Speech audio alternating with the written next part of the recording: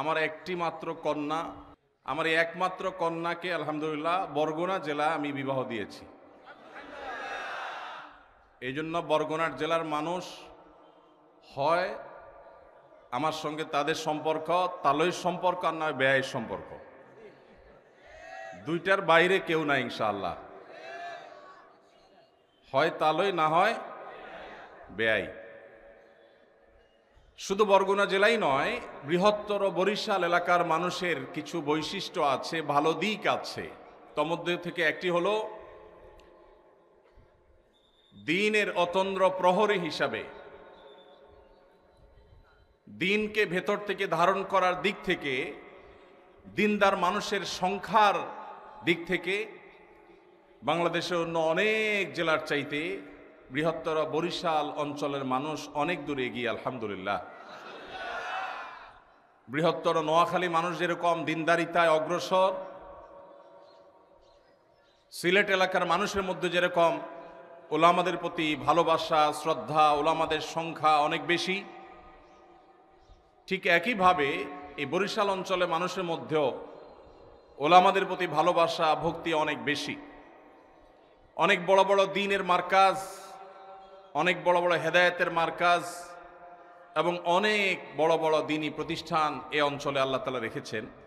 এটা এই অঞ্চলে মানুষের সৌভাগ্যের বিশেষ কারণ বলে আমি মনে করি। আল্লাহ রাব্বুল আলামিন এই পুরো মাটিকে দ্বীনের জন্য, ইসলামের জন্য কবুল এবং মঞ্জুর করুন। মোহতারাম হাজরিন, আপনারা শেখ আব্দুল হাই মোহাম্মদ সাইফুল্লাহ হাফিজাহুল্লাহর বক্তব্য শুনেছেন মাগরিব থেকে নিয়ে, এবং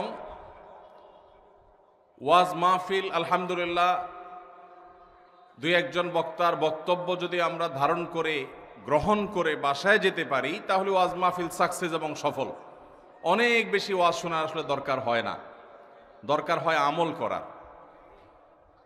তো যেহেতু আমরা চেষ্টা করি গভীর রাত পর্যন্ত মাহফিল না করতে, বিশেষ করে আজকের এই মাহফিলটি বরগুনা জেলার একেবারে শহরের প্রাণকেন্দ্রে অনুষ্ঠিত হচ্ছে।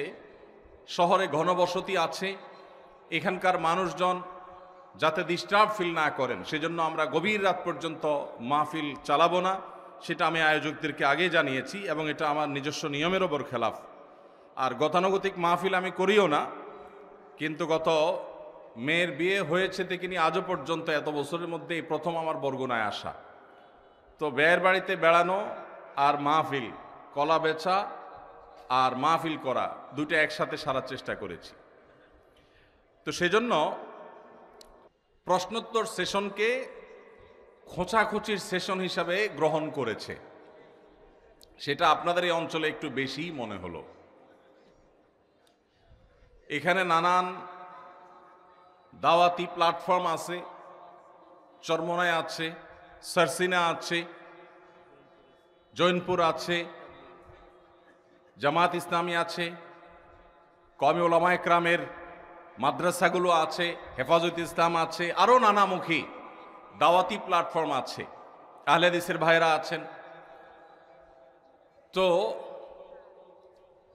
বিচিত্র এবং নানাবিধ দ্বীনী প্ল্যাটফর্ম থাকার কারণে প্রত্যেক প্ল্যাটফর্মের কিছু অনুসারীরা তার ভিন্ন মতের প্ল্যাটফর্মের ভাইদেরকে একটু খোঁচা মারার জন্য প্রশ্নের সুরতে আমার কাছে কিছু আলপিন দিয়ে দিছে। উদ্দেশ্য যে ভাই, আমি আমার আরেক মুসলমান ভাই যাকে আমি প্রতিপক্ষ মনে করি, আসলে আমাদের কেউ কারোর প্রতিপক্ষ না। আশরাফ আলী থানভী রহমতুল্লাহি আলাইহির খলিফা হযরত মাওলানা আবরারুল হক সাহেব रहिमहुल्लाह তিনি বলতেন, दीन के हर काम करने वालों को रफीक समझो फरीक ना समझो। যারাই আল্লাহর দ্বীনের কাজ করবে তাদের সবাইকে আমরা বন্ধু মনে করব, প্রতিপক্ষ মনে করব না। আমার একটা পথ আছে, আপনার আরেকটা পথ। আমি একটা উপায়ে কাজ করি, আপনি আরেকটা উপায়ে কাজ করেন। উদ্দেশ্য আমাদের একটাই, আমাদের সবার বন্ধু আল্লাহ আর আমাদের সবার শত্রু শয়তান। এটা নিয়ে আমাদের কারোর মধ্যে কোনো মতপার্থক্য আছে? যত সিলসিলা আছে, যত দরবার আছে, যত দ্বীনী দাওয়াতি প্ল্যাটফর্ম আছে, যত চিন্তার মুসলমান আমরা এখানে আছি, আমাদের বিভিন্ন বিষয়ে মতপার্থক্য থাকলেও আমাদের মূল বন্ধুকে, মূল শত্রুকে এটা নিয়ে কোনো ভিন্নমত আছে? শুধু পার্থক্য হলো যে আমাদের শত্রু ইবলিস, তাকে দমন করবার জন্য, তার শয়তানি বন্ধ করবার জন্য কে কোন উপায়ে কাজ করব। আমাদের বন্ধু আল্লাহ, তাকে খুশি করার জন্য কে কিভাবে চেষ্টা করব, এটা নিয়ে আমাদের মত পার্থক্য আছে।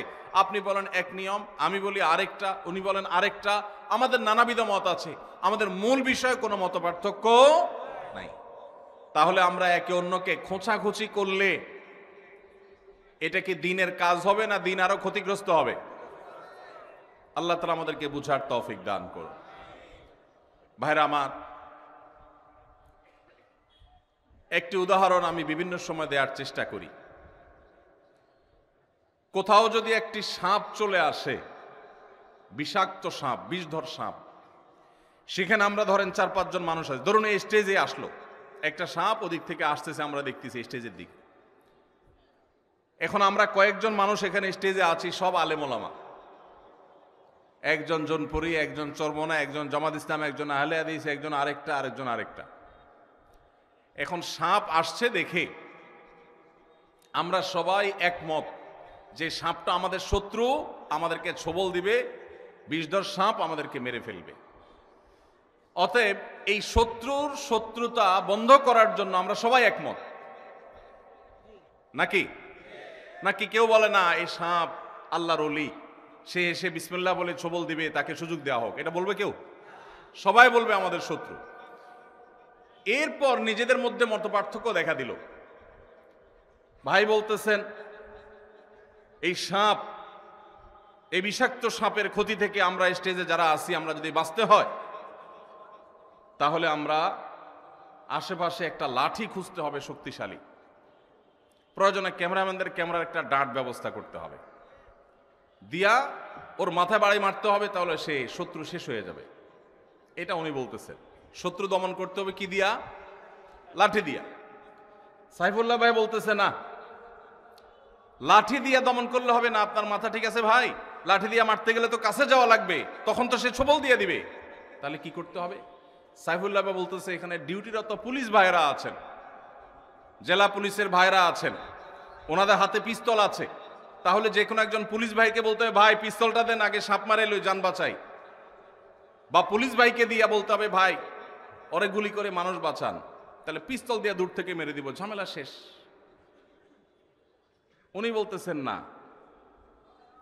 ওনার পুলিশ ভাইয়ের পিস্তলের গুলির হিসাব দিতে হবে, তার উপরের ওর নির্দেশ ছাড়া গুলি করতে পারবে না, নানান যা ঝামেলা আছে, এতক্ষণ তো সাপ আমাদেরকে মেরে ফেলবে, তাহলে কি করবে? উনি বলতেছে এসব কারবার নাই, লাঠিও চলবে না, পিস্তলও চলবে না, তাহলে কি চলবে? একটা ঢেল মারতে হবে দূর থেকে। ঢেল যদি না পাওয়া যায়, হাতের মোবাইল মেরে দেবো, দরকার হলে চায়ের কাপ মেরে দেবো, দরকার হলে যে মাছরাঙ্গা টিভির ভাইয়ের এইটা মেরে দিয়ে আবার যান বাঁচাবো, পরে এরকম একটা কিনতে পাওয়া যাবে। উনি বলতেছে একটা ঢেল মারতে হবে, তাহলে লাঠি, পিস্তল, ঢিল। পাশের ভাই বলতেছে ভাই ঢিলা একেবারে সই করে মারা এত সহজ কাজ না, আমরা তো কেউ প্রশিক্ষণ প্রাপ্ত না, একটু এদিক সেদিক হলে তো ছোবল মেরে দিবে, তাহলে কি করতে হবে? উনি বলতেছেন যে একটা লম্বা তরবারি খুঁজে পাওয়া যায় কিনা দেখতে হবে। বাকিরা বলতেছে ভাই তরবারি এই যুগে কোথায় পাবে, আপনি কি বলেন এসব? এই যে মতপার্থক্য আমরা করতেছি, এখন মতপার্থক্য হওয়াটা স্বাভাবিক, সবাই একমতের তো হবে না। এই মতপার্থক্যটা বাড়তে এমন দূর বাড়ছে যে উনি অনেক কিতাবপত্র নিয়ে আসছে এবং সেগুলো দিয়ে সাবেত করতেছে। দেখেন মুসা আলাইহিস সালাম লাঠি দিয়া কি করছেন, দেখেন ফেরাউনরে পরাজিত করে ফেলছে লাঠি দিয়া, অতএব লাঠির মধ্যে বরকত আছে, আপনাদের সমস্ত পিস্তল বুস্তল এগুলোতে কোনো বরকত নাই। উনি এটা সাবেত করার জন্য কিতাবপত্র নিয়ে আসছে। আর উনি ওনার পিস্তল সাবেত করার জন্য বলছে না আধুনিক যুগের লাঠি, মুসা আলাইহিস সালামের লাঠি এ যুগের পিস্তল, কোনো অসুবিধা নাই। উনি এক্ষেত্রে তাকি উসমান সাহেবের ফতোয়া নিয়ে আসছে, আধুনিক যুগের অস্ত্র ব্যবহার করলে কোনো নাজায়েজ হবে না, উনি সেটা দলিল পত্রের জন্য কিতাবের গাঁটটি নিয়ে আসছে। উনি ওনারটার পক্ষে, উনি ওনার পক্ষে কিতাব নিয়ে আসছে। সবাই যার যার কিতাবপত্র নিয়ে দলিল দিয়া প্রমাণ করতেছে, বাহাস হচ্ছে, বিতর্ক হচ্ছে, আমারটা ঠিক তামারটা ঠিক, এরটা ভুল আমারটা সঠিক, এটা নিয়ে বিরাট বহস বিতর্ক হচ্ছে। আমরা যারা সাধারণ মানুষ আছি, আমরা কিছু ওনার ভক্ত, কিছু ওনার ভক্ত, কিছু ওনার ভক্ত, কিছু ওনার ভক্ত, আমরাও কয়েক ভাগে ভাগ হয়ে গেছি। ভাগ হয়ে আবার বলতেছি না আমার হুজুরটা সঠিক আর বাকি সব দালাল। এরা মূলত সাপের দংশনে সবাইকে হত্যা করতে চায়, এরা ইহুদিদের দালাল। এখানে আসছে মূলত তারা আমাদেরকে দংশন করে শেষ করবার জন্য। এই জন্য সাপ মারার যে আসল বুদ্ধি সেটা সে গ্রহণ না করে সে চিপা চাপায় এই সমস্ত ছোটখাটো আজাইরা বুদ্ধি দিয়ে বেড়াচ্ছে। এই লোকটা আসলে ষড়যন্ত্রকারী। এটা করতেছে কারা? আমরা আম পাবলিক যারা, তারা। সাপ তো নিশ্চয়ই অপেক্ষা করবে যে এদের বহস বিতর্ক চলতেছে, যেহেতু এগুলো শেষ হোক তার আগে আমি কিভাবে দংশন করব। কি বলেন? সাপ অপেক্ষা করবে না? কেন করবে না? সাপ তো অপেক্ষা করবে যে তাদের গন্ডগোল ফাসাদ মিটমাট করুক, তারা কি নিয়ে আমার সাথে ফাইট করবে আগে ঠিক করুক, তারপর আমি দংশন করব। এই জন্য অপেক্ষা করবে সাপ। সাপ কি করবে? ওই লাঠিয়ালারাও ছবল দিবে, পিস্তল আলারাও মারবে, চান্স পাইলে ডেল আলারাও মারবে, তরবারি আলারাও মারবে। ঠিক না ঠিক? শত্রু চিহ্নিত, শত্রুর শত্রুতা নিয়ে কোনো মতপার্থক্য নাই। মতপার্থক্য হলো কিভাবে শত্রুতার দমন হবে, কিভাবে তাকে শেষ করতে হবে। মতপার্থক্য হলো আল্লাহ আমাদের সবারই প্রিয়, আল্লাহর প্রিয় পাত্র হওয়ার জন্য কোন পদ্ধতি অবলম্বন করবে এইটা নিয়ে। যদি এই গন্ডগোল ফাসাদ আর তর্ক বিতর্ক এগুলো না করে উনি ওনার লাঠিটা মারতো, উনি ওনার পিস্তল দিয়া মারতো, উনি ওনার ঢেলটা মারতো, উনি ওনার তরবারি দিয়া মারতো, তাহলে সাপটা মরে যেত। কথা কি বুঝাইতে পারছি? আজ দুর্ভাগ্যজনক বাস্তবতা আমাদের মুসলমানদের।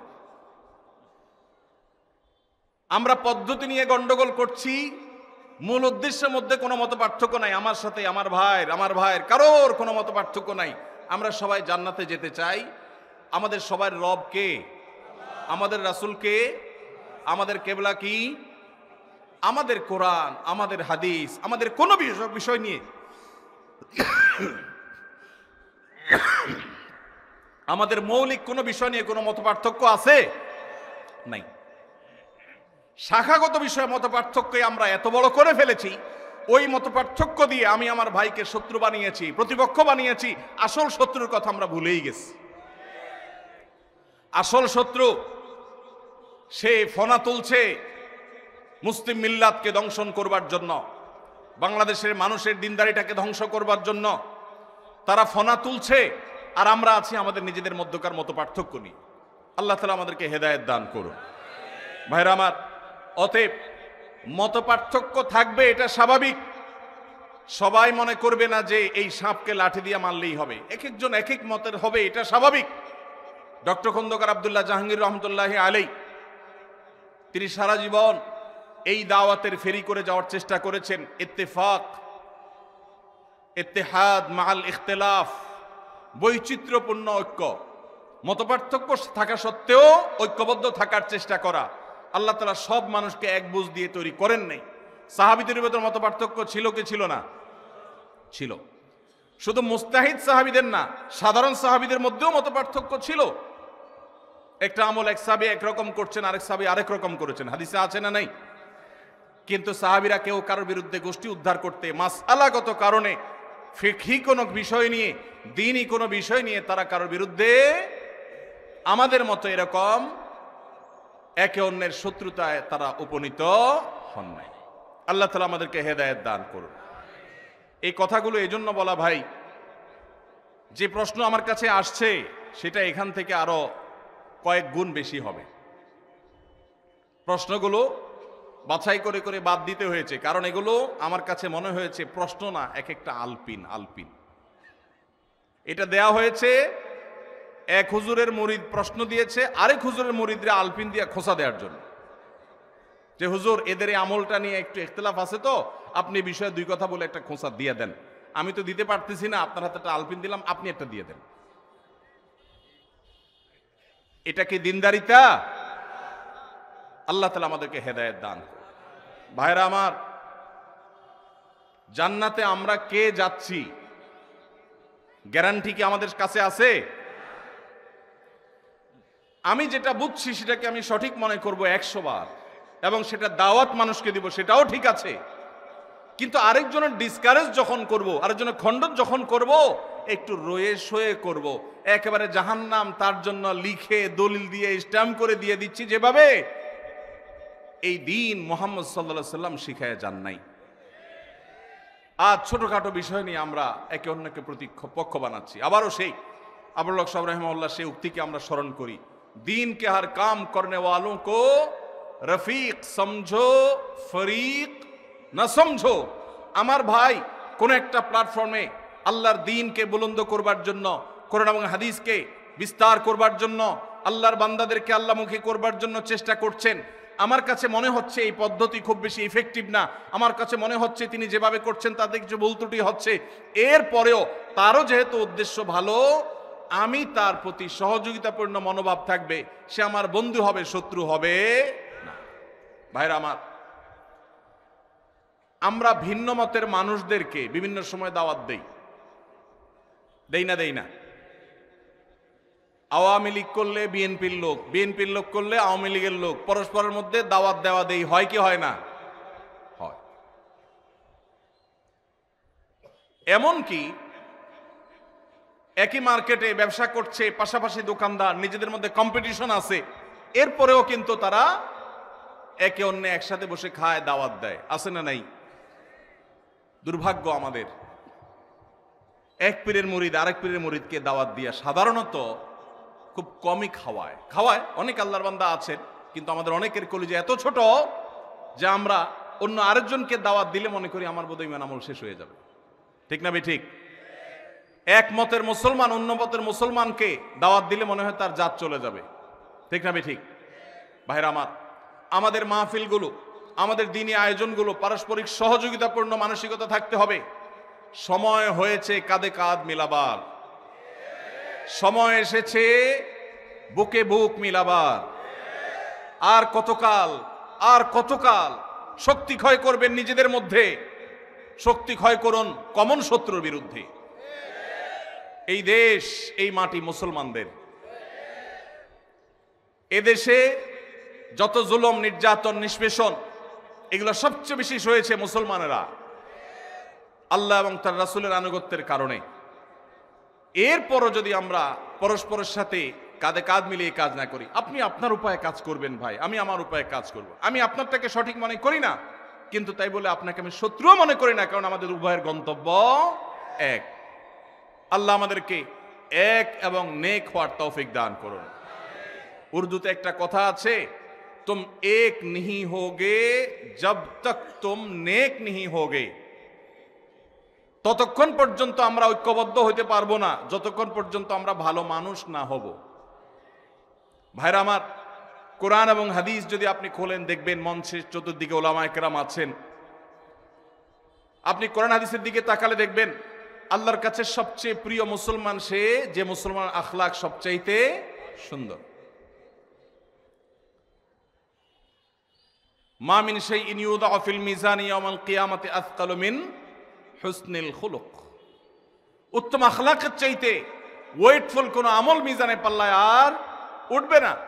সেখানে আমি আমার ভিন্ন মতের মুসলমান ভাইয়ের সাথে উত্তম আচরণ, হাসি মুখে কথা বলতে পারা, তাকে একটু দাওয়াত দেওয়া, তার দাওয়াতে একটু যাওয়া, এটুকু করতে পর্যন্ত আমি কার্পণ্য করি, আমি আর যাই হোক কোনো ভালো আখলাকের মুসলমান হতে পারবো না। ভাইরা আমার, মুসলমানদের যে কমন এবং চিহ্নিত শত্রুরা আছে, সংখ্যায় গোনা যাবে, এত কম বাংলাদেশে, অথচ এদের মধ্যেও পারস্পরিক বহু ইখতিলাফ আছে, মতপার্থক্য আছে, তারপরও তারা দেখবেন কাঁধে কাঁধ মিলিয়ে একে অন্যের সহযোগিতা করছে। মুসলমানদের ইসলামের শত্রুতার জন্য, আল্লাহ এবং তার রাসূলের আনুগত্য এদেশে মানুষ যেন না করে, মুসলমানদের মধ্যে বেহায়াপনার সয়লাভ করে দেওয়ার জন্য, মুসলমানদের শিক্ষা সন্তানদেরকে শিক্ষার নামে কুশিক্ষা দিয়া ঈমান বিমুখ করবার জন্য প্রত্যেকে যার যার জায়গা থেকে কাজ করছে, যার হাতে যেটা আছে সে সেটা দিয়ে চেষ্টা করছে আঘাত করার জন্য।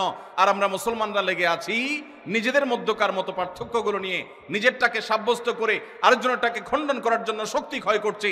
আমার শক্তি সামনে এগিয়ে যাওয়ার জন্য ব্যয় না করে আমাদের নিজেদের মধ্যে নষ্ট করার জন্য আমরা ব্যয় করছি। আল্লাহ আমাদেরকে আমাদের শক্তিকে নিজেদের মধ্যে ব্যয় না করে, ক্ষয় না করে, আমাদের কমন শত্রুর বিরুদ্ধে ক্ষয় করার তৌফিক দান করুন। আমরা চেষ্টা করব তো ইনশাআল্লাহ।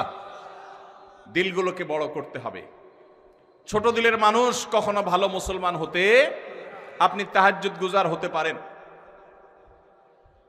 আপনি নিয়মিত নফল রোজা নফল নামাজকারী হতে পারেন, আপনি বহু দানকারী হতে পারেন, কিন্তু আপনার দিলটা যদি ছোট হয় তাহলে আর যা হোক আপনি আল্লাহর খাতায় ভালো মুসলমান হতে পারবেন না। তবে আমি দিল বড় করার মানে এটা বলতেছি না যে আপনার আকীদা, আপনার মানহাজ, আপনার বুঝ, আপনি যেটাকে সঠিক মনে করেন সেগুলা সব জবাই করে দিয়ে আপনাকে গোলালু হয়ে যেতে আমি বলছি না। আপনার আদর্শে আপনি অটল থাকেন, আপনার আকীদে আপনি অটল থাকেন, কিন্তু ভিন্ন মতের মুসলমান ভাইকে শত্রু মনে করবেন না। আমার ভাই, সে আমার শত্রু না। হাজারটা মত পার্থক্য তার সাথে আমার থাকতে পারে, সে আমার আপন, সে আমার ভাই। আল্লাহ আমাদের সবাইকে জান্নাতুল ফিরদাউসে মিলেমিশে একাকার হয়ে আমরা যে থাকবো, দুনিয়াতে আল্লাহ তাআলা সেই পরিবেশ আমাদেরকে করার তৌফিক দান করুন। জান্নাতে কি মুসলমানদের মধ্যে যারা হকপন্থী, কোরআন এবং সুন্নাহর অনুসারী, আহলে সুন্নাহ জামাতের গণ্ডিতে যারা আছে, এদের মধ্যে যে ভিন্ন ভিন্ন মত আছে, ভিন্ন ভিন্ন সিলসিলা আছে, এদের বিভিন্ন সিলসিলা মানুষ থেকে মানুষ জান্নাতে যাবে না, যাবে না। এমনকি জান্নাত তো অনেক পরের বিষয়। আমরা যখন 5 ওয়াক্ত নামাজে দাঁড়াই, আমাদের নামাজের কাতারে আশেপাশে ভিন্ন ভিন্ন মতের লোকজন দাঁড়ায় কি দাঁড়ায় না? কি বলেন, দাঁড়ায় কি দাঁড়ায় না? আমার জামাত ইসলামী ভাইয়ের সাথে চরমনের ভাই কি একসাথে দাঁড়ায় কি দাঁড়ায় না? আমার আহলে হাদিস ভাইয়ের সাথে হানাফি ভাই দাঁড়ায় কি দাঁড়ায় না? আমার সরসিনার ভাইয়ের সাথে চরমনের ভাই কাঁধে কাঁধ মিলিয়ে দাঁড়ায় কি দাঁড়ায় না? আমার হেফাজতের ভাইয়ের সাথে অহেফাজতের ভাই একসাথে দাঁড়ায় কি দাঁড়ায় না? যেই নামাজ আমাকে শিক্ষা দিয়েছে সকল মুসলমানের সাথে কাঁধে কাঁধ মিলিয়ে দাঁড়িয়ে একাকার হয়ে যাওয়ার জন্য, মসজিদ থেকে বের হয়ে কেন আমরা এক একজনকে শত্রু ট্রিট করি? ভাইরা আমার, এখনো যদি আমরা পরস্পরকে খোঁচাখুচি বন্ধ না করি, তাহলে মনে রাখবেন আমাদের তরুণরা, সাধারণ শিক্ষিতরা আমাদের এই আচরণের কারণে তারা দিন থেকে দূরে সরে গেলে কিয়ামতের ময়দানে আল্লাহর কাঠগড়ার আসামি আমাদেরকে হতে হবে। আমরা মাহফিলগুলোতে, আমরা দ্বীনি আয়োজনগুলোতে একে অন্যের গোষ্ঠী উদ্ধার করি, বন্ধ করি। আমরা নিজের কথা বলি, কোরআন হাদিসের দিকে মানুষকে আহ্বান করি। আল্লাহ আমাকে, আপনাকে, আমাদের সবাইকে আমল করার তৌফিক দান করুন। আমরা সবাই প্রত্যেকটা মহল্লায়, প্রতিটা এলাকায় আমরা আমাদের কাজ করব, যে যেটাকে সঠিক মনে করছি সেটাই করব, সেটার পথেই মানুষকে দাওয়াত দিব। কিন্তু আরেক ভাই আরেকটা পথে দাওয়াত দিচ্ছেন, তাকে আল্লাহর ওয়াস্তে আমি আমার শত্রু মনে করব না। আল্লাহ বলেছেন, তাআবানু আলাল বিররি ওয়াত তাকওয়া ওয়ালা তাআবানু আলাল ইসমি ওয়াল উদওয়ান।